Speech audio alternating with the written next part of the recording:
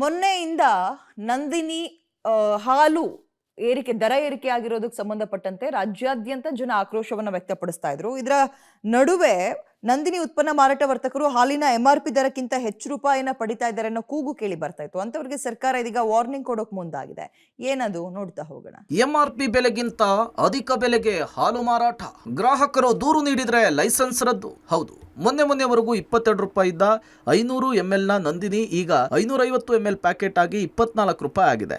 ಇದೇ ರೀತಿ ಪ್ರತಿ ಪ್ಯಾಕೆಟ್ಗೆ 50 ml ಅಧಿಕ ಹಾಲನ್ನು ಕೊಟ್ಟು 2 ರೂಪಾಯಿ ಹೆಚ್ಚು ಮಾಡಿದೆ. ಇದಕ್ಕೆ ಗ್ರಾಹಕರು ಆಕ್ರೋಶಗೊಂಡಿದ್ದು, ಯಾರಿಗ್ ಬೇಕಿತ್ತು 50 ml ಹೆಚ್ಚುವರಿ ಹಾಲು, ನೀವು ರೇಟ್ ಏರಿಕೆ ಮಾಡುವುದಕ್ಕೆ ಹೀಗೆ ಮಾಡಿದ್ದೀರಾ ಅಂತ ಕಿಡಿಕಾರ್ತಿದ್ದಾರೆ. ಇನ್ನು ನಂದಿನಿ ಹಾಲನ್ನ ಅಧಿಕೃತ ಸ್ಟೋರ್ಗಳಲ್ಲಿ ಮಾತ್ರವಲ್ಲದೆ ಇತರ ಅಂಗಡಿಗಳಲ್ಲೂ ಕೂಡ ಮಾರಾಟ ಮಾಡಲಾಗುತ್ತೆ. ಬೆಳಗ್ಗಿನ ಸಮಯದಲ್ಲಿ ಬಿಟ್ಟು ಉಳಿದ ಸಮಯದಲ್ಲಿ ಕೆಲ ನಂದಿನಿ ಡೀಲರ್ಸ್ಗಳು ಮಾತ್ರವಲ್ಲದೆ ಉಳಿದ ಎಲ್ಲ ಕಡೆ MRP ಗಿಂತ ಹೆಚ್ಚಿನ ಬೆಲೆಗೆ ಮಾರಾಟ ಮಾಡ್ತಿದ್ದಾರೆ ಎನ್ನುವ ಮಾಹಿತಿಗಳು ಕೇಳಿ ಬರ್ತಿದೆ.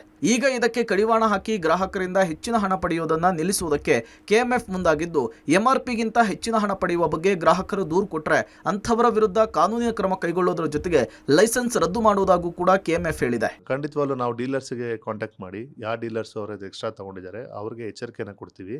ಮತ್ತೆ ಸಾಧ್ಯವಾದಷ್ಟು ಮಟ್ಟಕ್ಕೆ ಕನ್ಸ್ಯೂಮರ್ ಏನೋ ನಂಬರ್ ಸಿಕ್ಕಿದ್ರೆ ನಾವು ಅವ್ರಿಗೆ ಕಾಂಟ್ಯಾಕ್ಟ್ ಮಾಡಿ ಅವ್ರ ಕಡೆಯಿಂದ ಏನಾದರೂ ನಾಳೆ ನೆಕ್ಸ್ಟ್ ಡೇಟಲ್ಲಿ ಕಮಿಂಗ್ ಡೇಸಲ್ಲಿ ಅದನ್ನು ಕೋಪಪ್ ಮಾಡಿ ಅವ್ರಿಗೆ ಸರ್ವಿಸ್ ಕೊಡಲಿಕ್ಕೆ ಹೇಳ್ತೀವಿ. ಒಂದು ಸರಿ 2 ಸರಿ ವಾರ್ನಿಂಗ್ ಮಾಡಿ ದೆನ್ ಮತ್ತು ಮುಂದುವರೆದ್ರೆ we will cancel his licence only. ಒಟ್ನಲ್ಲಿ ಇನ್ನು ಮುಂದೆ ಹಾಲಿನ ಪ್ಯಾಕ್ಗಳ ಮೇಲೆ MRP ದರಕ್ಕಿಂತ ಹೆಚ್ಚಿನ ದರ ಪಡೆದ್ರೆ ಪ್ಯಾಕೆಟ್ ಮೇಲೆ ಇರುವಂತಹ ಕಸ್ಟಮರ್ ಕೇರ್ ನಂಬರ್ಗೆ ಕರೆ ಮಾಡಿದ್ರೆ ಸಾಕು, KMF ಕಠಿಣ ಕ್ರಮ ಕೈಗೊಳ್ಳುತ್ತೆ. Maruti Belluru, public TV, Bengaluru.